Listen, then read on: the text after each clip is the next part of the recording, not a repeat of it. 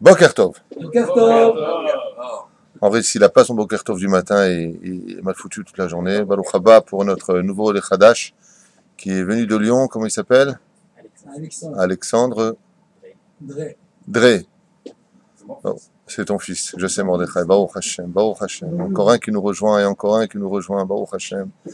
Je tiens à féliciter aussi Stivo la légende, pour ceux qui le connaissent en tout cas en France, pour le travail extraordinaire qu'il fait. J'entends énormément de gens qui m'ont, enfin, je vois même dans les messages que je reçois de toute l'aide qu'il apporte aux gens, combien de gens il a sorti de la pauvreté, combien de gens il a sorti, Bezrat Hashem, de toutes sortes de situations. Les gens viennent le voir, et Simina Shamaïm a un message d'un petit Mashiach, hein, quand on est capable d'aider le Tzibour, quand on est capable d'aider les autres, eh bien, qu'il sache deux choses. La première, c'est que sa vie est utile, pas simplement pour lui et ses enfants, mais aussi surtout pour les autres, car apporter aux autres, c'est très important. Et comme le disent les sages, la meilleure façon de trouver sa parnassa, c'est de s'occuper des autres. Donc, Bezrat Hashem, on lui souhaite une énorme parnassa, une très belle année qui arrive. Et si Dieu veut, ça alia Bikarov, avec tous ceux qui sont encore en France. À Sarcelles, ça va mal. Aujourd'hui, c'est devenu une situation vraiment délicate. Alors, j'ai renvoyé un message comme ça, brièvement, sur Facebook par mon épouse. Et je lui ai dit, tu leur écriras qu'aujourd'hui, les signes que j'entends de témoignages oculaires des gens qui le vivent sont exactement les mêmes signes qui ont précédé la Shoah. Exactement, c'est un décalcage absolu. Donc faites attention, car du jour au lendemain, ça peut démarrer. Je sais qu'il y a plein de gens qui aimeraient monter en Israël, mais je ne parle pas la langue, j'ai 45 ans, où je vais atterrir. Ce que je sais, c'est qu'il mieux vaut être dans une situation précaire, vivant en Israël, que mort, riche ou espérant en France de quoi que ce soit. Donc si j'ai un message à vous dire, ne vous laissez surtout plus berner par certains rabbinim, sans les critiquer spécialement, mais je tire une sonnette d'alarme, qui vous endorment à rester en France. Bémet commence à vraiment bouger, je sais que vous le faites. Aujourd'hui, nous sommes le mercredi 15 du mois de Elul et le 10 du mois de septembre. Alors, bien entendu, je m'adresse à ceux qui peuvent nous aider, nous envoyer par PayPal ou par d'autres moyens pour Bezrat Hashem venir à la situation ici qui n'est pas simple non plus. J'ai du mal à voyager parce que j'ai beaucoup de travail, donc ceux qui peuvent aider à distance, Bezrat Hashem, Tovo Alem Beracha. J'aimerais dédier aussi ce shiur pour une maladie dans cette génération qui est un peu trop ignorée, à mon humble avis. C'est toutes ces femmes qui rêvent de se marier, qui veulent se marier et qui n'ont pas trouvé chaussures à leurs pieds. On en a parlé hier dans le shiur pour les femmes brièvement. On aimerait, Bezrat Hashem, avec la permission de Dieu, ce nouveau shiur, une nouvelle sidra. On commencera à étudier un petit peu ensemble le Tanakh. On va parcourir un peu Yoshua, puis Shoftim, un petit peu tous ces grands personnages à décortiquer un petit peu dans le monde du Pardes. On verra ce qu'on fera avec vous. Bezrat Hashem. Donc le mercredi, c'est un nouveau seder qu'on fera sur le Tanakh, puisque vous me l'aviez tellement demandé. Et particulièrement pour, donc il y a Stéphanie, elle sait de qui je parle, il y a Hana Bat Levana, Bezrat Hashem, que Akadosh Baruch Hu envoie très très vite un bon khatan, de beaux enfants. Bien entendu, il y a aussi ma sœur qui, Bezrat Hashem, trouvera peut-être chaussures à son pied. Bezrat Hashem cette année, Patricia Simerman, les noms sont très longs, on ne va pas tous les faire. Hein. Il y a Ronen aussi. J'aimerais aussi dédier Bezrat Hashem pour Tayeb, association, Jean-Pierre Alouche, et Steve Ankoa, Eric Sultan, que Dieu le bénisse, Audrey Atoun, Bezrat Hashem, Ephraim Ben Seouda, et Tzipora Bat Yael, Bezrat Hashem. Tout ce que je vois ici. Voilà. Et bien entendu, tous ceux qui nous écoutent sans plus tarder, aujourd'hui, on commence d'abord par nos deux halachot. Alors brièvement, ce matin, on a vu dans les halachot que les cigarettes qui étaient fabriquées en Israël, eh bien, elles avaient un digne de shevit. Le tabac, qu'on a l'habitude de sniffer, s'il vient d'Israël, en bezé din shevit, mais les cigarettes, on a vu que oui. Alors, je suis un petit peu curieux de savoir quel paquet de cigarettes il y avait en Israël. Il y a deux firmes israéliennes, donc il y a deux marques de cigarettes en Israël qui existent, et donc il faudra faire attention à Bezrat Hashem Shnat Shevi'it, l'année de Shemitah, de ne pas les alzel bahem, c'est-à-dire que tu as le droit de les fumer, certes, mais tu n'as pas le droit de jeter tes mégots comme ça. Donc tu les mets, une fois qu'ils sont éteints avec la cendre, dans un endroit, dans un, comment dire, un cellophane, un sac doublé, tu fermes parfaitement, et là tu pourras simplement les jeter. Assurons les alzel bahem pour ceux qui fument ces deux marques. Alors, j'imagine des gens que, c'est quoi les marques? Ils ont donné ce matin, j'ai oublié. Noblesse. Non, Times, je ne crois pas que ce soit israélien. Time, non. Hein? Next, je crois pas, non. En tout cas, il y a deux marques comme ça, pour nos halachot qui... Hein?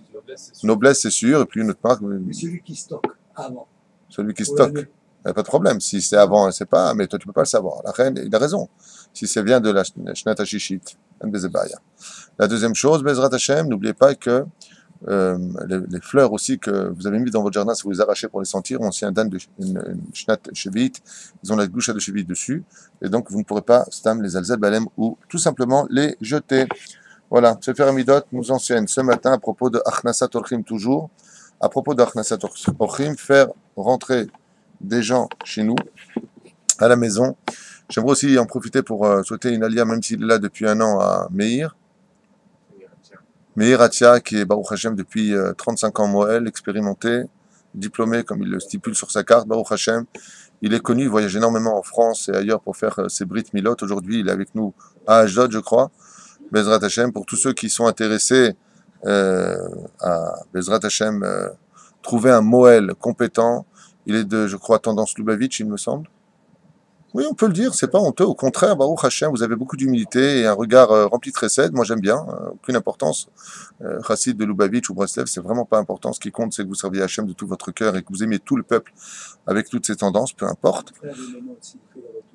Est-ce qu'il fait les retouches? Henri, calme-toi, calme-toi. Est-ce que le moelle fait les retouches? Sympa, ça donne le sourire le matin, hein, ils seront tous contents ici.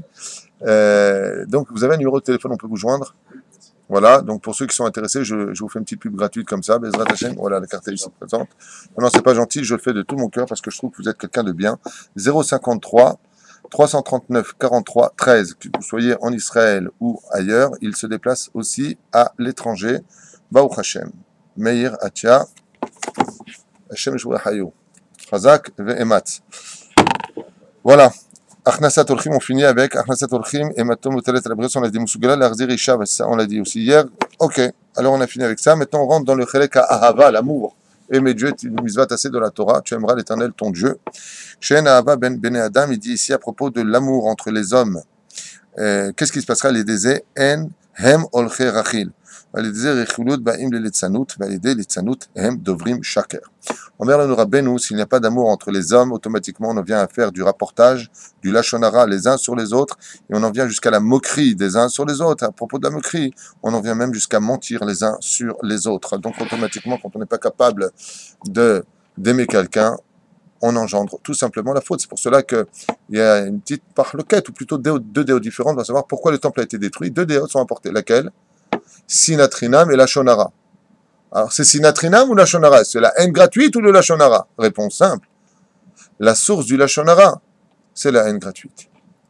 Vous avez remarqué qu'une femme, qu'un fils qui est blid, erkik en même temps, et deux toirs, deux diplômés d'État sur la lourdeur et le côté pathétique de sa personne. Une mère déteste qu'on dise du mal de son fils. Pourquoi? Parce qu'elle l'aime. Quand on arrivera à Bezrat Hashem à s'aimer les uns les autres, vous verrez qu'on ne supportera pas qu'on trouve du kafrova chez les uns et les autres. Ce qui dira Ben. Ce qui engendre chez toi un défaut vis-à-vis de ta langue, c'est cela. Encore une, alidé sin'a ba behalot, alidé sin'a ba serefa. À travers celui qui a de la haine vis-à-vis d'autrui, il finira par avoir peur, les bahel, il aura de la peur en lui, de la crainte parce qu'il n'aime pas les autres, et pour finir, sin'a ba la crainte engendre aussi la serefa. Donc quand on rêve des fois de choses qui brûlent dans sa vie, ou on voit des choses qui brûlent dans sa vie, c'est que Rabbi nous dit tu dois réparer la mida de l'amour du prochain. L'un est relié à l'autre. Même si le Zohar nous dit celui qui n'étudie pas la Torah chez lui, sa maison finira par brûler. Il y a plein d'autres explications autour de cela, mais là on est dans Rabbeinu. À propos du ce Sefer extraordinaire donc sur Yom Kippour, le Tikkun de Rabbeinu Nissim, deux midot aussi à arranger et on avance.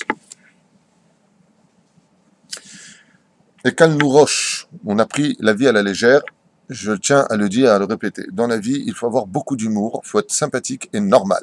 Style, tu bois du coca, tu rotes. Tu n'es pas un extraterrestre. Ok? Super. Ah oui.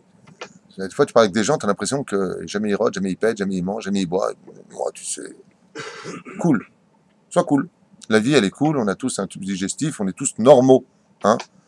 Même si le respect que l'on se doit d'avoir vis-à-vis des personnes âgées, des rabbanim, de nos épouses, de nos enfants, la hiérarchie n'a pas pour autant disparu, mais simplement il faut quand même comprendre que la vie n'est pas non plus à prendre à la légère. Alors je finirai juste avec une phrase pour expliquer ce que vient nous enseigner le petit coup de Rabbeinu Nissim, et Kal nous roche, nous avons pris la vie à la légère. Alors, d'un côté, on ne doit pas être non plus sérieux du style, attention, quand tu me parles, quand je vais te répondre, il faut que je réfléchisse vastement. Le mec, prise de tête, on se demande si c'est pas un extraterrestre. Non, t'es cool, ça va, Baruch Hashem. Et vous, ça va? Non, cool. Pas, ça va? Il y a des gens comme ça, sincèrement. Tu te demandes s'ils ont été aux toilettes depuis un mois. Baya Shelcha, ça va, Baruch Hashem. Zéro. Liot, Pachout. Plus tu es simple, comme dira Ben Ouder, plus tu es simple dans la vie, et plus la vie, elle est simple avec toi. Plus tu te la compliques, plus tu te prends la tête, comme certains Chosim Bitchouva, dès qu'ils font Tchouva la première année, assour. Cool. Kol Beseder. La Khayamazé Kal Nourosh. Je voudrais juste dire une phrase importante.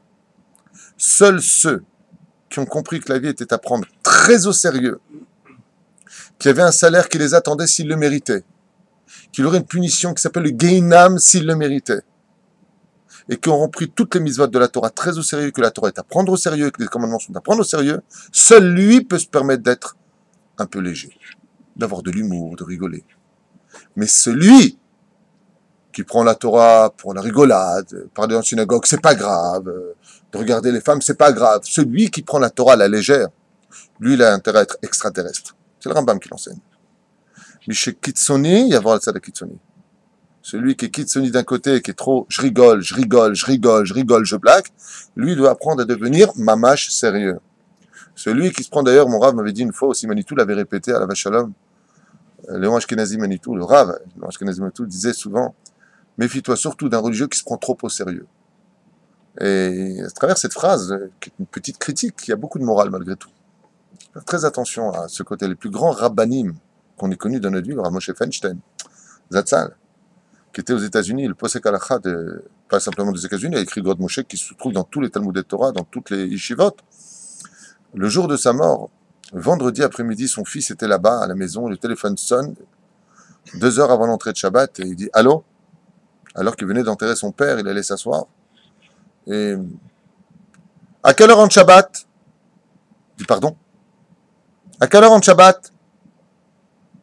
Il dit « Mais écoutez, madame, je ne sais pas ce que vous voulez, vous avez des calendriers qui sont distribués partout. Vous appelez vous savez chez qui vous appelez ?» Elle lui dit « Oui, le Rav Moshe Feinstein. » Il dit « Le Rav Moshe Feinstein, vous savez que vous appelez chez Rav Moshe Feinstein et vous me posez la question ?» Il dit « Mais quel est votre problème ?» Il dit « Moi, je suis son fils. » Comme ça. Il lui dit « Mais où est-vous votre papa ?» Il dit « Mon papa vient de décéder. » Oh, le pauvre. Il s'est mis à pleurer, la dame. Il dit « Ben, vous savez, moi, ça fait des années que j'appelle votre papa. Tous les vendredis, je lui demande à quelle heure rentre Shabbat. » Le fils était un moum d'entendre que son père était un homme si simple. Il n'a pas dit une seule fois, va prendre un calendrier et va voir à quelle heure ça rentre. Il courait et lui dit « Voilà, ça rentre exactement en Oklahoma, là où vous êtes, ça rentre exactement à telle heure chez vous. » Anashim Shooting. Les plus grands sont souvent les plus simples. Les plus petits sont les plus compliqués. Et Azut Metzach, et pour finir, il dit Mazé, Azut Metzach, leur alenu velo alechem, et Azut Metzach sont ceux qui relèvent la tête haut, ceux qui ont de l'orgueil, et justement qui correspond parfaitement à celui qui prend la chose à la légère. Vous avez remarqué que dans la vie, c'est un truc de fou. Les gens qui sont très légers d'esprit, qui n'ont pas grand-chose à vendre, les gens futiles d'esprit, sont souvent des gens qui sont très orgueilleux. Alors que ça devrait être exactement le contraire. Les grands rabbanim qui connaissent le chaste, la Torah, qui aident d'eux, et eux, ils devraient être orgueilleux. C'est exactement le contraire. Les gens qui sont grands en Torah sont très simples et pas choutes, et ils s'assoient près de toi. Une fois à la Vachalom, le Rav Israël de Sarcelles, que son mérite nous protège, il était en train de manger un plat et à un moment, James, un ami à lui, un de ses élèves, est rentré pour le voir. Il n'avait pas encore consommé son plat, hein, et il l'a vu venir de voyage. Alors il a pris son plat, il lui a vite poussé vers lui en disant « Mange, mange !» Alors James, il lui a dit, c'est lui qui m'a raconté cette histoire, il lui a dit « Non, il y a une mitzvah de manger des restes du tzaddik. » Alors justement, mange, comme ça je mange. Pas shoot. C'est pas du tménik. Celui qui a connu Rav Israël, moi je l'ai pas connu, on m'a tellement parlé de lui. C'est pas du tménik. Rabbi Moshe Ederi était un homme qui faisait des miracles incommensurables, dignes des mille et une nuits, et il voulait même pas qu'on l'appelle Rav. Monsieur Ederi. Rav, il y a un Rav ici, moi j'ai pas vu où, il faut que je me lève. Anashim Shoutim, le Rav, comment il s'appelle? Le Rav, Rabbi Akiva Eiger, Zatzal. Waouh, il est koach yelo batora. Moach Hatsoum, celui qui étudie Rabbi Akiva Eiger dans la Gemara. Mon fils m'a dit, ah bah, à Bnei Brak, les Yeshiva, j'ai commencé à étudier Rabbi Akiva Eiger sur la Gemara. Je lui dis alors, Ouais. Quand il est arrivé une fois à destination, il était dans le train. Et il a vu une foule, des milliers de personnes sur le quai entre avec des drapeaux, avec un buffet. Yéhi arabe, yéhi arabe. Qu'est-ce qu'il a fait Rabbi Akiva Eger? Il a dit quoi? Il y avait un tzaddik dans le train, je ne savais pas. Il a sauté du train alors qu'il était encore en train de rouler. Et il s'est mis avec le tzibour, yéhi arabe, pour faire l'accueil du rab, yéhi arabe. Bon, le train, il est reparti. Ah, mais il est où le rab? Il est là, il est là. Ah, c'était moi. Ah, nous, tu vois pas. Il savait que c'était le Nachon. Le maître, il n'aurait jamais pris le risque de descendre du train quand il marchait encore comment il y a un rave dans le. Je ne savais pas qu'il y avait un tzaddik. Allez, shooting. Zéro. Zainab. Tov, Rabota, aujourd'hui, on commence un nouveau volet.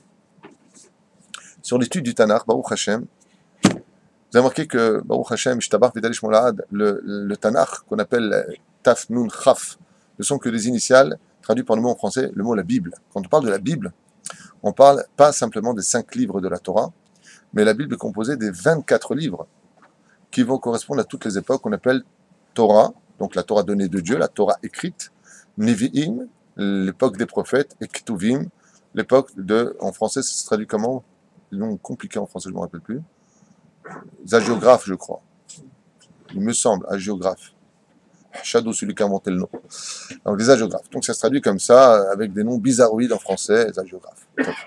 Quoi qu'il advienne, le livre de Yoshua ben Nun est un chidouche parce qu'il est le premier volet d'une suite événementielle d'une Torah spirituelle. Parce que la Torah a été écrite, comme vous le savez, 2000 ans avant la création du monde, selon la déa de Rabban Shimon ben Gamliel dans la Gemara. Cette Torah qui a été donc visionnée par Akadosh Baruch Hu, comme on le dit dans les Slichot, Adon les Slichot, Tzofé Atidot. Dieu est Tzofé Atidot. Il voit tout ce qui se passe dans l'avenir. Et de ce qui se passe dans l'avenir, il écrit le présent. Donc quand on a reçu la Torah, c'est pas que Abraham a plus de mérite que Bilham, c'est que dans ce que Dieu a vu dans le déroulement de l'histoire de l'humanité, avec son total libre arbitre, il a retranscrit dans sa Torah à lui, donc dans ce qu'il nous a écrit, dans un monde qui enfuit en lui des milliards de secrets dont aucun esprit humain ne pourrait comprendre. Car comme je l'ai déjà répété dans plusieurs shiurim, tout ce que nous étudions aujourd'hui n'est rien d'autre que l'épluchure du fruit. Tout ce que nous étudions aujourd'hui, nous ne sommes même pas arrivés au fruit lui-même. Le fruit lui-même, c'est Mashiach quand il le donnera. Et pourquoi? Pour la simple et bonne raison. C'est que nous avons trop d'avérotes dans nos mains. Nous sommes trop dans un monde d'orgueil, de mensonges, de clipotes. Donc on ne peut pas accéder au fruit lui-même. Quand viendra le Melech HaMashiach, vous verrez que la terre entière étudiera Dieu. Les Goïm aussi étudieront la connaissance de Dieu, puisque l'a marqué, et la terre sera remplie de la connaissance de Dieu. Et donc le but principal, comme il y aura la résurrection des morts, donc Abraham, Isaac et Yaakov seront présents parmi nous, Rabbi Shimon ben Yochai, la Gemara n'aura plus le même effet pour nous. Pourquoi? Parce que Rav Abaou, mais Rav Abaou, il va être là, présent, il va t'expliquer de quoi il parle. Donc de quel Torah on parle? On va étudier le livre du Aleph, comme l'enseigne le Ben Ishraï, qui est le livre qui a précédé le livre de Bereshit, qui parle de Anochi, de qui est Dieu, connaître Dieu. Car le ciel et la terre seront remplis de la connaissance de Dieu. Bémet, on apprendra à vraiment connaître Hachem. Et par quel biais? Par l'étude de la Torah. C'est-à-dire qu'en revenant sur cette même étude de la Torah, nous allons entrer dans des portes dimensionnelles inconnues. Je m'explique de façon concrète.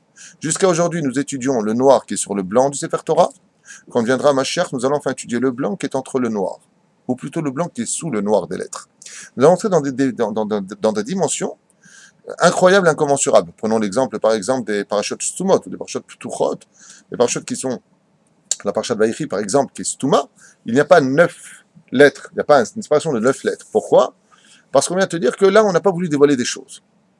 Comment on sait que là-bas, il n'y a pas des choses qui sont dévoilées? Parce qu'on n'a pas laissé le blanc. Donc vous comprenez bien que le blanc qui se trouve dans nos livres n'est pas moins important que le noir qui vient nous indiquer ce qu'on pourrait prendre, pour comprendre ce que la Torah attend de nous. Donc il existe des proportions et des dimensions incroyables. Ça, cette Torah-là, elle est spirituelle. La Torah est infinie. C'est pour cela que vous avez parfaitement compris que tu t'appelles le Rabbi Lubavitch et que tu as 90 ans, tu auras exactement le même livre dans les mains, le livre de Bereshit, chez le Rabbi, ou chez Baba Saleh, qu'un enfant de 5 ans qui vient de démarrer à lire dans un Talmud Torah. Quoi, tu me chéris ou quoi? Le mec, il a 90 ans, il est hyper balèze en Torah, il comprend entre le blanc et le noir, et tu donnes le même livre à un enfant de 5 ans, mais c'est pas normal. Parce que la Torah, elle n'a pas d'âge, elle est éternelle. Donc 5 ans, 90 ans, qu'est-ce que ça change pour elle? T'es encore trop petit pour elle. La Torah est beaucoup plus dimensionnelle que toute imagination conclue. Par contre, ici, on rentre dans une dimension, comme je le disais tout à l'heure, une espèce d'escalier. La première Mishnah de Masechet Avot nous enseigne et nous dit Moshe Kibel Torah Misinaï. Moshe était capable de recevoir cette Torah du Sinaï. Il a reçu une Torah inclue. Le Midrash nous dit que Moshe ayant eu beaucoup de mal à comprendre la dimension de la Torah inclue dans l'homme, il a dû passer de l'état d'homme à demi-homme. Donc il est devenu demi-ange pour pouvoir comprendre cette Torah. C'est pour ça qu'on dit dans le 90e Tehillim, Tefila le Moshe Ish Elokim. C'est un homme qui est Elokim. Il a une partie de lui qui est Elokim. Pourquoi? Parce que lui, il a eu toute la Torah inclue. Le Midrash nous dit que Dieu a inclus toute la Torah lui-même dans la tête de Moshe Rabbeinu. Kivachol, je peux me permettre l'expression, il lui a repris la tête, ouais, et il lui a dit, Moshe, tu me prends la tête. Et il lui a rentré toute la Torah d'un coup. Quand il est venu la transmettre à l'homme, donc Yoshua bin Nun, qui l'attendait donc lui en bas de la montagne, et la Torah bien nous préciser qu'il attend au pied de la montagne, donc il y a une notion de faire descendre cette Torah-là dans le monde de la matérialité. Et de là, vous comprendrez, comme l'enseigne Dafka la Chassidoute, que tout le but de la Torah, c'est surtout pas de la vivre comme font les gens dans les monastères, surtout pas. C'est d'être mélangé au tzibour, descendre vers Yoshua. Car Yoshua veut dire le libérateur, la libération. Libérer la Torah, c'est la faire descendre dans le monde en haut. Et la preuve en est, le Midrash nous raconte, vous savez, la Gemara nous parle de ce fameux épisode de Moshe Rabbeinu qui, voulant prendre la Torah, les anges se sont opposés à lui. Il va gagner le combat contre eux en disant, mais explique-leur, accroche-toi à mon siège, à mon trône. À Shiv Laim Teshuvah, il leur dit, vous avez Shabbat à faire, vous avez des parents à respecter, vous avez des tefilines à mettre. Vous n'avez rien de tout cela. C'est le monde de la matérialité qui doit révéler la Torah dans ce monde, et non pas le monde de la spiritualité. Donc il n'existe pas de contradiction entre la matérialité et la spiritualité, comme c'est enseigné dans tous les livres de Chassidut, mais il n'existe qu'une vraie Torah dévoilée dans ce monde que quand elle est matérialisée. D'où l'exemple de la peau de la vache qui représente la matière, par excellence dans ce monde. Ouais, quand tu appelles quelqu'un, tu dis quelle vache elle a? Ouais, pourquoi? Pour deux raisons.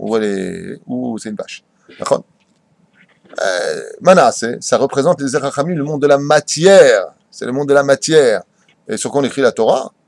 Sur la peau de vache.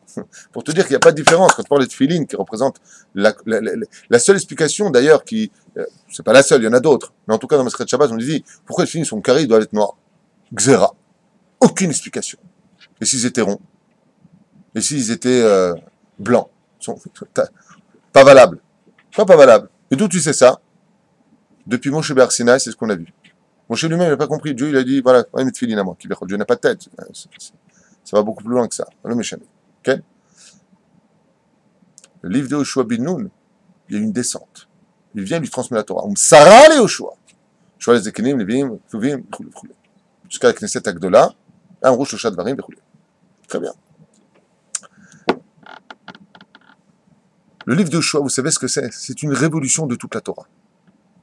Pourquoi? Parce que le livre de Yoshua vient apprendre que la Torah n'est pas un but en soi. Car si la Torah commençait par la lettre Bet et finissait par la lettre Lamed, ça commence par Bereshit, ça finit par Le'enekol Israël, donc Lamed à la fin, qui font Bet, Lamed, c'est un cœur. D'accord? Toute la Torah s'étudie par le biais du cœur. Il faut avoir un cœur patouar à l'étude de la Torah. Donc, emmener son Etzeratov, son Etzerara à l'étude de la Torah, première et dernière lettre. D'un coup vient l'histoire de l'homme, à l'image un petit peu de l'enfant qui est concrétisé par Dieu. Les parents sont là. Mais la Brit Mila, ça c'est uniquement entre les mains de l'homme. La finition est entre les mains de l'homme. Dieu a donné toute une histoire déjà préposée, venue de ce que Dieu a vu dans l'avenir, et il les a ensuite laissés dans les mains de l'homme. C'est pour ça que le premier verset nous dit Vayeyach Mot Moshe Eved Hashem. Vayomer Hashem El Yoshua bin Nun Mesheret Moshe les morts. Moshe Avdi Met Ve'ata Kum. C'est vrai ce qui est marqué. Ve'ata. Et maintenant, pas toi. Ve'ata et maintenant, Kum. Est venue maintenant l'histoire de prendre votre vie entre les mains. Dès que tu rentres en Eretz Israël, il y a une notion de libre arbitre encore beaucoup plus forte que Chutz La'aretz, puisque dans la Kabbale, les Juifs qui vivent en Chutz La'aretz sont appelés Malachim. C'est pour ça qu'on vit dans les nuages, dans la galoute, on est appelé des Malachim. Mais quand tu vas en Eretz Israël, là on te dit, allez, lève-toi. Lève-toi et marche. Kavana, il est temps que tu fasses ton histoire en tant qu'homme. On est réellement un homme dans ce monde que quand on met les pieds en Eretz Israël. Là, vraiment, tu deviens un homme. Le livre de Yoshua vient nous apprendre qu'il y a une suite à la Torah. Et ça veut dire quoi dans l'absolu? Qu'est-ce qu'il est en train de dire celui-là? On sait bien. J'ai mes livres, moi aussi, derrière moi. Je sais très bien qu'il y a une suite à la Torah. Non. Ça vient te dire que, comme l'enseigne la 17e Mishnah du premier chapitre de Masechet Avot, Lo Midrash Haikar Amar Ben Shimon Ben Gamiel est là. Ce n'est pas l'étude par elle-même qui importe dans ce monde. C'est uniquement l'action de vivre cette Torah-là. Ce que je vais dire va être très dur à entendre. C'est qu'une personne qui posséderait chez lui uniquement les 5 livres de la Torah sans Yoshua bin Nun est une personne qui a pris un trésor dans ses mains mais qui n'a pas pris la clé pour l'ouvrir. Parce que l'histoire, comme c'est marqué, Moshe Met, hein? Celui qui a donné la Torah, Moshe Met, si tu ne te lèves pas, Yoshua bin Nun, pour maintenant aller vivre cette Torah en Eretz Israël, alors la Torah, elle est morte. Celui qui a donné la Torah, elle est morte. En d'autres termes, il n'y a pas de Torah sans la suite des choses. Il faut comprendre que d'étudier la Torah, ce n'est pas les 5 livres de la Torah. C'est sortir la vivre. Et chaque détail, comme vous le verrez d'ailleurs, Mina Shamaim, ok, c'était une xéra à l'époque des Tanaïm parce que les Romains avaient interdit l'étude de la Torah à l'époque, certes. Alors on prenait des petits passages, justement, des Nevi'im, des Ktuvim, pour voir qu'est-ce qu'on allait lire, plutôt les Nevi'im, qu'est-ce qu'on allait lire, Be'etzem, à la place de la Torah en petit. Donc on prenait le nombril de la Torah, de la paracha de la semaine, on le traduisait dans ce que la Torah avait nous enseigné, on lisait brièvement, ça s'appelle la Haftara.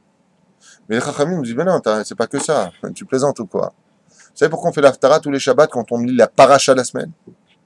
Pour taper sur l'épaule de l'homme en disant, hé, c'est bien, t'as lu la Torah, c'est bien, t'as fait la Torah, mais c'est pas fini, hein. Qu'est-ce qu'il y a? Faut aller la vivre.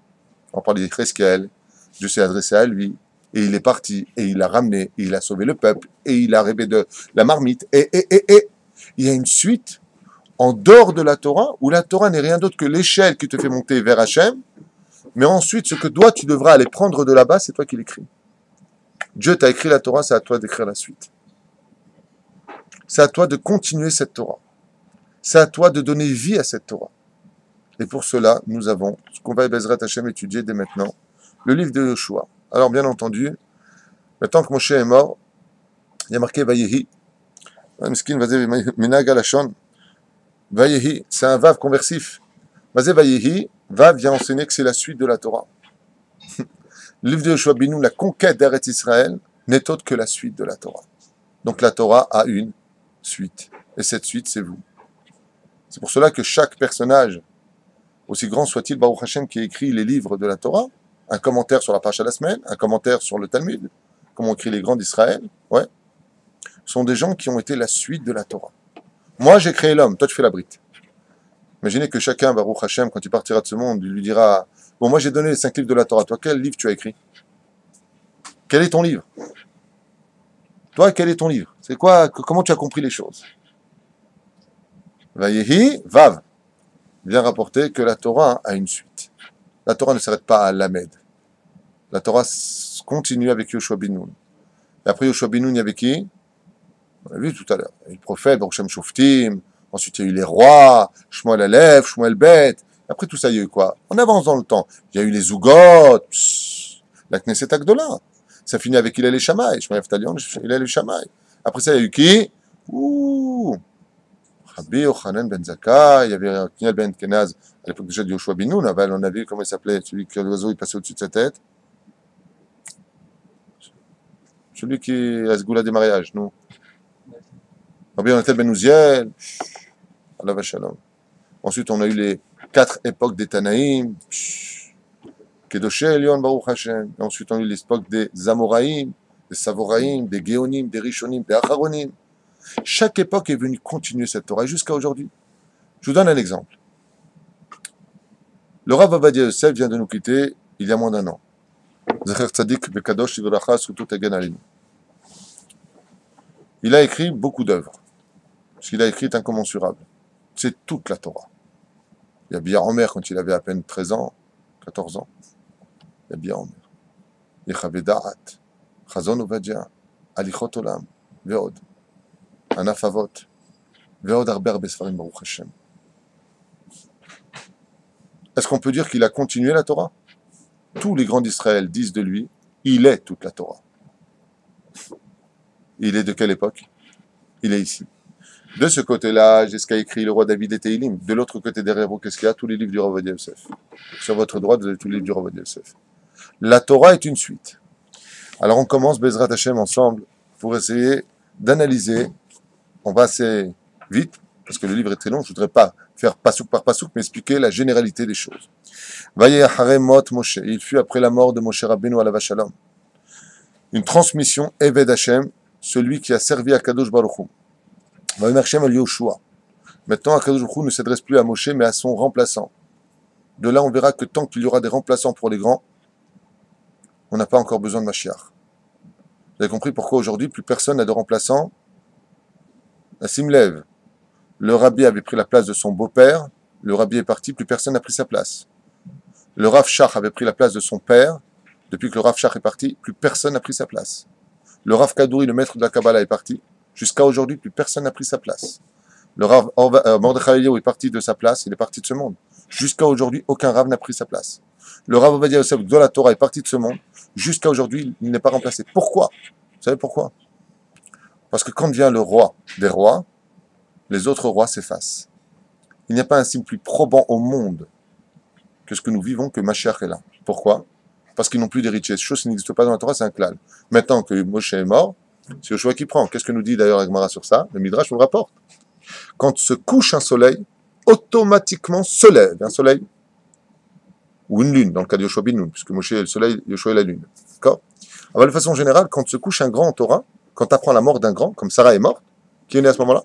Le jour de la mort de Sarah, Sarah, Rivka, Mechila, Rivka est née le jour de la mort de Sarah.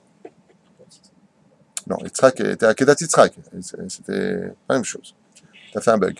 La reine Bezrat Hashem, il avait 37 ans, il était sur Mizbeach, le jour où elle est morte, lui est descendu du Mizbeach. Parce qu'on a expliqué la dernière fois que Sarah est morte parce qu'elle a vu son fils descendre du Mizbeach. Elle a dit quoi? Il n'est pas digne de mourir pour Dieu? C'est ça l'enfant que j'ai élevé? Il manqué Vayavo, l'histoire de Sarah, la Gemara a dit, vas-y, il est venu Abraham pour pleurer Sarah. Vayavo, il est venu de la grandeur de ce que Sarah a fait de son mari. Un homme qui était capable de venir du Hara Moria. Il y a plein d'explications, ce n'est pas le sujet d'aujourd'hui. Aval maintenant, oui, il n'y a pas encore Mashiach, donc il y a toujours un héritier. Moshe Avdimet, Veata, Kum, Avor, et Ayarden Azé, est venu maintenant pour toi le moment de traverser le Jourdain. Vous allez remarquer que pour venir en Israël, on passe par un mikvé, une renaissance de l'homme. On passe par le Yarden, qui faisait partie des 4 fleuves prescrites par le livre de Bereshit, Mdoumani. Ata vechol ha'am hazeh el haaretz asher anochi noten lahem livnei Israël. Vous voyez? C'est marqué noir sur blanc. Vous savez que quand on a un appartement, et que vient l'étranger te dire hey, ici c'est mon appartement. Ouais. Qu'est-ce que tu lui sors devant le juge? Ben, le contrat. Tu dis que son appartement. Je l'ai acheté, voilà le contrat. Dans la Torah, c'est marqué à maintes reprises. Dans le livre de Yoshua bin Nun, c'est marqué à maintes reprises. Que quoi? Que le roi des rois, appelez-le Allah si vous voulez, appelez-le Elohim, appelez-le Dieu, appelez-le comme vous voulez. Nathan livne Israël. Dieu demande à son peuple, vous qui craignez les nations du monde, qui vénérez Dieu, alors écoutez ce que Dieu a donné aux enfants d'Israël. Il a donné cette terre. Le vrai problème, je vous le dis dès maintenant, ce n'est pas l'opinion des nations du monde qui nous intéresse. Le vrai problème d'Israël, c'est toujours le juif qui est dans le peuple. Il y aura toujours un juif que non, c'est pas nous, on l'a volé. Un imbécile qui ne comprend même pas de quoi il parle. Qui s'est laissé berner par des médias mensongères depuis des années et qui a laissé tomber les principales. Comme disait le Maran Rav Kook Zatzal, Rabbi Yitzhak Abraham Kook, le livre de chevet d'un juif doit être le livre de Yoshua bin Nun, le retour à la terre d'Eretz Israël. Tov, comme la comme asher tidroch kav raglechem bo lachem netativ. Et tout endroit où vos pieds rentreront, vous foulerez Bezrat Hashem, ce sera un endroit que je vous aurai donné. De là, c'est une fameuse marloquette à savoir, est-ce qu'à l'époque des Kohanim, quand on est revenu de Babylonie, ou alors à l'époque de Yoshua bin Nun, est-ce que Behemet, on a foulé le sol de Elat? Est-ce que Elat, ça fait partie d'Israël ou pas? Yesh Bezé, ça fait. On ne sait pas exactement par où ils sont rentrés. Kacher dit parti El Moshe, comme je l'avais promis à Moshe. Amidbar va Lebanon Azé. Donc ça part d'où? Du Liban, du désert du Liban à l'époque, démarre le territoire d'Israël. Donc, messieurs les Libanais, je suis désolé pour vous, mais quand viendra Mashiach, on vous aura des maisons. Ve'ad Anahara Gadol, Nehar Perat, jusqu'à l'Euphrate, démarre réellement Eretz Israël. Kol Eretz Achitim Ve'ad Ayam Agadol Mevo Hashamesh Iye Gebulchem. Donc ici, la Torah vient nous dire et nous définir l'endroit précis d'Eretz Israël qui fait exactement selon les Chachamim, Arba Meot Parsa à l'Arba Meot Parsa. Donc vous pouvez encore tripler Eretz Israël pour qu'on puisse arriver à Arba Meot Parsa, Arba Meot Parsa. Si vous voulez exactement une compétitivité sur la chose, c'est pour ça que nous sommes descendus en Égypte. Les Mekoubalim nous disent que l'Égypte faisait exactement la même mesure qu'Israël. Arba meot parsa, ad meot. Prenez une carte aujourd'hui de l'Égypte. Ouais. Prenez une carte d'Israël, vous allez voir que Israël, ça représente Khnana en Égypte. Tout petit. Le vrai Eretz Israël, Bémet, est très très grand. Mais n'oubliez pas un autre détail, c'est que Eretz Israël s'acquiert par deux mérites. Le mérite d'abord et avant tout de Moshe Rabbeinu, l'étude de la Torah, la pratique des mitzvot. Et la deuxième chose, une fois que tu as de la Torah et des mitzvot, par l'armée. Kipchuto. Là, les gens me font rire quand ils parlent de l'armée. Yoshua était un général d'armée d'Israël. Quelqu'un m'a dit ça hier. Je dis, bon, j'ai jamais vu ça de ma vie. J'ai jamais vu que Yoshua. Il y a marqué Yoav Ben Tzva était, oui, général. Oui, ça, j'ai lu. Mais Yoshua, alors, mais, il a conquéri, oui, mais par le biais de la Torah. Et d'ailleurs, tu as déjà vu un général qui partait avec des chauffarottes? Chauffarottes, le mec, qui parle. Avec des armes. Avec quoi ils ont conquis Jéricho? Jéricho. Avec chauffard. Hein, t'as le chef d'état-major qui vient et dit, les mecs, prenez vos chauffards, on va à Gaza. Hein? Pourquoi lui peut se permettre d'aller avec des chauffarottes et nous on est obligé de partir avec des missiles et des armes, qui sont les armes réelles des Goïm, Lama? Parce qu'on ne se comporte pas comme il le faudrait, on se comporte un peu comme les nations du monde, sans faire de kitroug à la veille de Shoshana, sans faire d'accusation. Mais si on avait la Kdusha, que Yoshua avait choisi parmi ses soldats, que des tzadikim gmourim pour aller à l'armée, alors on pourrait même partir avec des chauffarottes, et vous rappelez ce qui s'est passé? Pendant combien de temps? Combien de jours ils sont restés? Ils ont tourné. Combien de jours? Qui sait combien ils sont restés là-bas? 7 jours? Non. Non. On n'a pas le temps. 13 jours. Pourquoi? Ils sont restés une semaine seulement. Ils ont fait 6 fois, donc une fois par jour, les 6 jours. Et le Shabbat, ils ont fait 7 fois. Allez, au 7e jour, tout s'est effondré. Toutes les murailles se sont effondrées. Et les nations du monde, les 7 peuplades, les 31 rois qui vivaient à cette époque en Eretz Israël, la conquête du partage d'Eretz Israël, eh bien, a pu tout simplement prendre forme. Pourquoi Dieu nous a fait des miracles en Égypte? Pourquoi Dieu nous a fait des miracles dans le désert durant 40 ans? Et pourquoi il nous a pas fait un miracle ici, tout simplement? Pourquoi venir séparer les hommes pour venir conquérir ce pays? Pourquoi les séparer de leurs femmes? Pourquoi les prendre pour cette mitzvah du Eretz Israël? Parce que justement, comme le dit la Gemara dans Brachot, Eretz Israël se mérite par l'effort physique. Il faut avoir ce côté de l'effort physique, mais attention, cet effort physique sera fructueux que si elle est accompagnée d'une âme spirituelle, c'est-à-dire que si à l'armée que de l'autre côté, il y a des gens qui étudient la Torah, comme l'a fait Yoshua bin Nun. Il fallait que Baruch Hashem, chacun, soit ou lui-même un tzaddik gamour pour partir à l'armée, ou qu'il ait une assurance vie d'un homme qui étudiera pour lui la Torah, qui dit une volonté d'Issachar. On avance. Lo yitzetzev ish lefanecha kol yemei achayecha ka'asher haiti im Moshe eye immecha lo echpecha velo aezveka. Je ne te laisserai pas tomber tout comme j'ai été avec Moshe depuis toujours. Je serai avec toi, lui dit Akadosh Baruch Hu, et je ne t'abandonnerai pas et te soignerai de tout. Chazak ve'ematz. Et c'est ce qu'on dit en général, sois fort et courageux quand tu viens en Eretz Israël, Baruch Hashem, conquérir ce pays. Ce n'est pas Stam, des Palestiniens qui se sont dits Palestiniens installés sur notre terre. Je tiens à le dire à voix haute, ce sont nos Averot qui installent les Palestiniens ici. Pour ceux qui veulent vraiment comprendre ce qui se passe, pour ceux qui veulent vraiment comprendre, j'ai fait un cours qui s'appelle Fais la guerre dans les cieux avant de faire la guerre sur fais la paix dans les cieux avant de faire la paix sur terre. Eh bien, le livre de Yoshua bin Nun nous met en garde et nous dit Chazak ve'ematz ki ata tanchil et ha'am hazeh, car tu vas faire hériter ce peuple-là, et haaretz asher nishbati la'avotam, la tête la M, par le mérite du jurement que j'ai fait, la promesse que j'ai fait à vos pères, Abraham, Isaac et Yaakov, de vous donner cette terre-là. Et cette terre-là demande du courage et Baruch Hashem, de l'effort. Il faut absolument le comprendre, puisque c'est comme ça que si Yoshua bin Nun, qui était tzaddik Yesod Olam, un homme sans reproche, qui n'aura vécu que 110 ans, réincarnation de Yosef Hatzadik, comme on le verra plus tard, et pourquoi? Be'ezrat Hashem. Rak, et Dieu reprend et il lui dit Rak Hazak Ve'ematz. C'est quand même curieux cette notion de Rak Hazak Ve'ematz. Pourquoi il dit ça?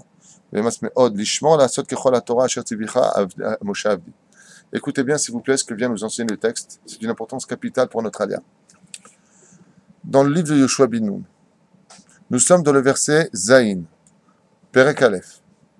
Dieu remet en garde une fois de plus, vous savez, il va le dire 5 fois Hazak Ve'ematz, comme ça on finit avec le lot. J'ai étudié ce livre, comme vous avez une petite notion, en 1987 au Machon Meir quand j'étais en Yeshiva. Depuis, je ne l'ai pas réouvert. Donc, ce que je vous dis, ça date depuis 27 ans en arrière. Donc, ne m'en veuillez pas trop si je n'ai pas beaucoup de commentaires à faire, mais d'autre côté, ça m'intéresse parce que je voudrais avancer. Quand nous venons pour entrer en Eretz Israël, Dieu dit à ce moment-là à Yoshua bin Nun, attends. Rak, Mazérak. Juste, fais attention. À quoi? Chazak ve'ematz. Otpam. Il n'y a que ça à faire que de répéter, et tunisien ou quoi? Et la main, rak, chazak vehemat. Mais cette fois, il va plus lui détailler que la première fois. Chazak vehemat, sa première fois pour entrer en Israël. Il dit, hop, hop, hop, attends. C'est pas une terre comme toutes les autres terres. Israël est le nombril du monde. Si vous enlevez tous les océans, tous les lacs, tous les fleuves qui s'y trouvent, vous réunissez toutes les terres, vous y verrez que le centre de toutes les terres du monde, du globe de la terre, vous mettez le doigt au milieu, c'est Eretz Israël. Si vous réunissez tout Eretz Israël, le centre, Bezrat Hashem, vous arriverez à Yerushalayim. Yerushalayim, le Beth Amikdash. Nous sommes dans le nombril du nombril du monde. C'est pour ça que toute la terre a les yeux rivés vers Israël. Les Arabes, ils ont la Mecque. Pourquoi vous venez ici? Parce qu'ils savent que, dans l'absolu, c'est ici que tout se passe. Ils le savent. Ils ont inventé que le Hamor de Mohamed, il est parti là-bas. Ils peuvent inventer ce qu'ils veulent comme légende. Et bon remarque que ce soit le cas alors. Vous avez déjà vu, les Arabes, c'est pas comme les Français. Les Français, quand ils ont un chat, ils l'appellent William, ils l'appellent... les Arabes, quand ils ont un chat, ils appellent ça le chat. Faut pas lui donner le nom. Azma, le Hamor, il est parti. Azma. J'étais Hamorim. Mais Od Lishmor. Et là, la Torah vient nous mettre en garde, la Torah orale. La Torah, c'est le Tanakh, nous dit Lishmor ve'emat me'od lishmor la sot kechol la Torah. Et où est-ce qu'elle a mise en garde en Eretz Israël dans la conquête? D'ailleurs, pour conquérir, que tu vas aller l'anchil et Hamazé, de lui donner cet héritage. Yoshua prend une mise en garde et lui dit il y a un ennemi en Eretz Israël qui est beaucoup plus fort que les 31 rois, les 7 peuplades qui s'y trouvent. Lequel? Le vrai challenge du Yetzer Hara. Alors pour ceux qui se posent la question, est-ce que c'est plus facile d'être religieux en Israël qu'en Galoute? La réponse est très simple, elle est marquée ici. C'est beaucoup plus facile de faire teshuva à Los Angeles que de faire teshuva en Israël. C'est pour ça que vous verrez souvent des gens pieux, finir dans leur pieux le matin pour pas se lever à la prière. Pourquoi? Là-bas, ils vont faire teshuva. Ils arrivent ici, ils tombent. Une chute terrible. Et on verra dans le texte comment. Pourquoi? Akadosh Baruch Hu lui dit Kechol HaTorah asher tzivecha Hashem avdi al tasur mimenu yaminu smol. Hein? Dieu lui dit dans la conquête d'Israël, n'oublie pas un détail. Rak, Mazera, que ça je te demande. Pourquoi tu dis que ça? Tu devrais dire au contraire. Tu fais la guerre, prends des bonnes armures, bats-toi bien, apprends le taekwondo, l'aïkido, ou plutôt le krav maga. Allez! Avec des petits vieux comme ça. Des grandes barbes blanches, des pays. Ouais, rien. Ok. Quand tu viendras en Eretz Israël, il y a une guerre, tu sais pas à quoi t'attendre. Et pourquoi? Parce que Yoshua Bini n'est jamais rentré en Eretz Israël. Et Dieu lui dit, non, je te demande de bouffer. Qu'est-ce qu'il y a? Tu sais toute la Torah qui est en toi. Tu plaisantes ou quoi? J'ai vécu pendant 40 ans avec mon cher Rabbeinu dans le désert. La Torah, je la connais par cœur. J'ai pris de lui, j'ai vu les miracles. De quoi tu veux que j'ai peur? Il dit, tu sais de quoi tu as peur? Je vais te dire de quoi tu as peur. Tu sais, les Yetzer Hara que vous avez connu pour le veau d'or, pour vous être plein en galoute, que vous aviez déjà tout. Ouais. Tu sais, c'est quoi, ces Yetzer Hara? Ouais. C'est un souffrir, un bouffon du bouffon de qui? Du Yetzer Hara d'Eretz Israël. Ici, il y a du vrai Yetzer Hara. Comme c'est du Zohar Kadosh. On a souvent cité cet exemple d'une ampoule, quand elle est fixée quelque part, elle éclaire toute la chambre. Mais elle est fixée où, l'ampoule? À un endroit précis. Là où il y a de la Gdusha, il y a du Yetzer Hara. Plus il y a de la Gdusha, plus il y a du Yetzer Hara. Où elle est la Shrina? Au-dessus du kotel. Qui est venu s'installer au-dessus du kotel? Les Shindalet. Ouais.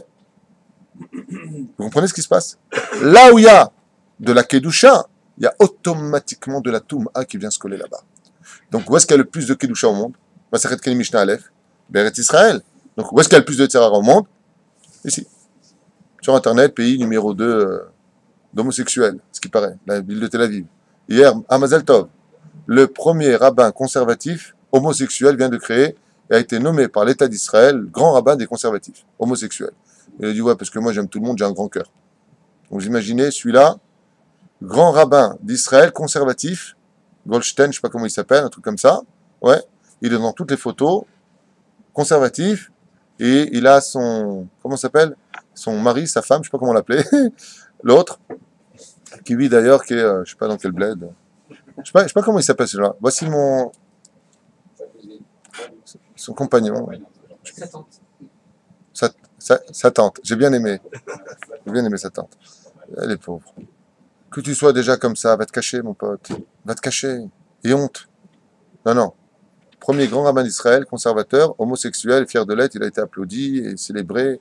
Il a dit, je suis ouvert, j'ai peur qu'il donne les détails, à toute proposition pour tout celui qui a été refusé des synagogues dites orthodoxites. Comme ça dans son commentaire. Notre synagogue accueille absolument tout le monde. Comment c'est possible qu'en Eretz Israël, le grand rabbin conservateur, il est homosexuel. Franchement, mais vraiment. Imagine le mec, il arrive avec sa robe rose comme ça. Shema Israël. Shem Yerachem Aleinu. Shem Yerachem Aleinu. En rose. Ouais, en rose.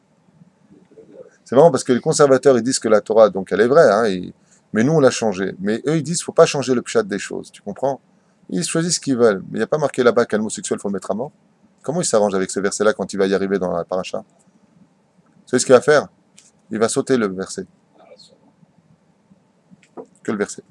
Lema'an taskil, bechol asher telech. Afin que tu deviennes maskil, c'est-à-dire au niveau de ton esprit équilibré en Eretz Israël, surtout le chemin où tu vas. Qu'est-ce que va nous enseigner le livre de Yoshua ben Nun? Qu'en Eretz Israël, si tu n'as pas la Torah, tu deviens maboule. Maintenant, vous venez d'avoir une réponse. Pourquoi ce gouvernement que nous avons est tellement débile? Un gouvernement tellement débile. Ils viennent d'accorder 2500 logements à des gens qui veulent me foutre à la mer et qui te le disent. On va vous prendre le pays, on va vous bouffer les mecs. Et l'État d'Israël leur accorde une aide financière pour la construire de 2500 logements. Des trucs, ils nous ont construit en Tunisie 2500 logements, mais est-ce que nous, on a fait des dégâts quand on était au Maroc? Est-ce qu'en France, depuis que nous y sommes réellement en groupe nombreux, depuis 1951, où les Juifs se sont tous regroupés en France, qui venaient de tous les pays, ouais, est-ce qu'une seule fois on a entendu des émeutes juives? Est-ce qu'on a fait du mal? Les plus gros financiers de France et d'ailleurs sont juifs. C'est eux qui remplissent les caisses de l'État. Pendant que les Arabes vident les caisses de l'État, et ils ne s'en cachent pas, hein, c'est pas une insulte, c'est un état de fait. Les Juifs remplissent ces caisses. Et quand on trouve un Juif qui a fait une arnaque, ça fait le Parisien, François, un Juif d'Israël, on l'a attrapé, On met un A sur un peuple entier.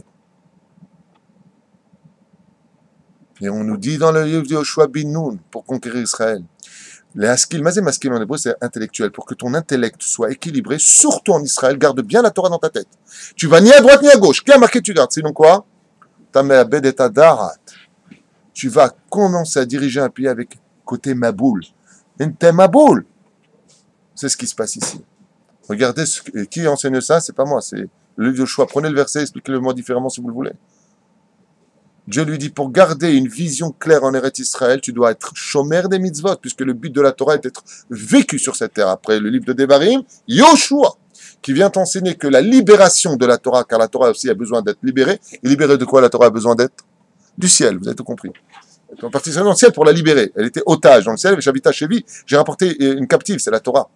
J'ai rapporté avec moi la Torah qui était prisonnière dans les cieux, parce que dans la Torah, elle ne peut pas être vécue. Donc j'ai ramené Yoshua. Prends cette Torah, elle a été transmise, et c'est lui qui doit la poser en Eretz Israël pour être vécu ici. Seulement cette Torah qui est le tavlin, d'une certaine façon le remède pour ne pas perdre la tête, pour être bien équilibré en Eretz Israël, eh bien, Baruch Hashem, si elle est bien conservée cette Torah-là, si elle est bien vécue en Eretz Israël, comme à l'époque de Shlomo HaMelech, du roi David, en d'autres termes, alors on aura une vision des choses parfaite. On comprendra les événements, on ne souffrira pas en Eretz Israël. Mais si Chaz V'Shalom on commence à perdre cette Torah-là, eh bien on en arrivera exactement à ce qu'on vit aujourd'hui, un pays dit démocratique, alors qu'on sait que trop de démocratie tue la démocratie. Aujourd'hui, tu as peur, tu as un conflit avec un arabe, je te dis la vérité, tu vas au Bet Mishpat, tu as peur. Parce que dans leur côté moral, pour être les défenseurs de l'humanité, ils seront prêts à donner raison à l'autre par principe. Ils te font des lois débiles en Eretz Israël, alors que cette terre ne peut vivre que selon des lois juives, Beretz HaKodesh. Et Dieu lui dit, Chazak ve'ematz, encore, Rak. Ça, je te demande quoi? Surtout quand tu rentres en Israël, surtout que ton esprit ne soit pas dans la politique caca. Qu'elle soit sur le chemin de la Torah. Sur ce chemin de la Torah. Lo yamush, que cette Torah-là, verset chet, Lo yamush sefer ha-Torah hazeh mipicha ve'gitabo yomam v'layla lema'an tishmor la'asot kechol ha'katuv bon ad ki az tatzliach. Je vous traduis, Rabotai, un des versets les plus connus du livre de Yoshua ben Nun. Lo yamush sefer ha-Torah hazeh mipicha. Quand tu rentreras surtout en Eretz Israël, puisque cette Torah a été donnée pour Israël. S'il n'y avait pas la Torah, il n'y a pas d'Eretz Israël. N'écoutez pas des prises de tête qui vous racontent des bêtises dans ce domaine. La Eretz Israël n'existe que parce qu'il y a la Torah. La preuve, on ne l'a pas respectée, on nous a viré d'Eretz Israël. Israël, elle perd toute sa kedusha. Pourquoi? Il y a marqué dans Masechet Kelim, Eretz Israël, Mekudeshet. Est-ce que la Gdusha d'Eretz Israël est dépendante d'elle-même? Elle marque le cas à ce sujet-là, mais selon une explication qui est donnée, elle est Mekudeshet. Ça veut dire quoi Mekudeshet? C'est-à-dire que la boue, elle est Kadesh. C'est à toi de venir comme une kala. Que tu fais, Areat Mekudeshet li. C'est à toi de venir rendre la terre d'Eretz Israël Kadosh. Sinon, tu l'as rendu impur. Car vous avez rendu ma terre impure. Comme le dit Isaïe. Qu'est-ce que tu m'amènes? Tes morts enterrés en Israël. Ils sont morts impurs, tu me les amènes pour rendre la terre d'Israël impure. Tout comme tu peux rendre ta femme pure, tu peux rendre Israël impur. De la même façon, elle est Mekudeshet cette terre. Écoutez bien, je finirai avec ça aujourd'hui pour vous. Lo yamush sefer Torah azemipicha vegidam valayla, car tu étudieras cette Torah en Eretz Israël le jour et la nuit. C'est un commandement de la Torah. Et halakha le maaseh. Le jour et la nuit, tu devras l'étudier et c'est pas fini. Pourquoi? Maintenant, vous allez comprendre pourquoi. Leman, afin que tu puisses vivre et pratiquer tout ce qu'il y a marqué dedans. Car comme vous le savez, 80% à peu près des mitzvot de la Torah dépendent d'Eretz Israël. Tout ce qui concerne les korbanot, le Beth Amikdash, la terre d'Eretz Israël, la Shemitah, le Oyovel, toutes les mitzvot de la Torah dépendent d'Eretz Israël. Qui az, et seulement après, qui az, car seulement après, tatzliach, tu réussiras en Eretz Israël, derachecha ve'az taskil, et une fois de plus. Maintenant que tu auras compris cela, et après, une fois de plus, ve'az taskil, mais tu deviendras intelligent, en d'autres termes. Mais ça a déjà été dit dans le verset d'avant, tu seras intelligent. Alors pourquoi on nous le dit? Pour nous faire comprendre que Eretz Israël rend l'homme plus intelligent de plus en plus quand il est dans la Torah. Rabbeinu Nachman Breslev, comme on l'avait déjà dit une fois, je crois, me l'avait conté mon épouse, que Dieu la bénisse, quand il a écrit Baruch Hashem, le Sefer Amidot et d'autres livres avant de venir en Eretz Israël, et qu'il est revenu après 1 an et 2 mois d'Eretz Israël, quand il est arrivé en Russie, il a dit à ses élèves, comment j'ai pu oser écrire la Torah avant de venir en Israël? J'ai honte d'avoir écrit ce que j'ai écrit. C'est tellement bas à côté de ce que maintenant je peux écrire. Alors il a écrit le Likutei Moharan. Pour vous dire ce que fait Eretz Israël, markim et Adam. Mais elle n'est markim qui? Que celui qui est dans la Torah. Sinon, elle peut te rendre intelligent à faire encore plus de mal. Même se prendre pour un rabbin d'Israël quand on est homosexuel et conservatif, en ignorant les mitzvot et les commandements de la suite de la Torah qu'on appelle la Torah orale, que Dieu nous préserve de cela. On s'arrêtera là aujourd'hui, Bezrat Hashem, pour le livre de Yoshua, qui est un livre d'actualité, parce que toute la Torah en réalité ne fait rien d'autre que de parler du passé, du présent et surtout de l'avenir. Bonne année.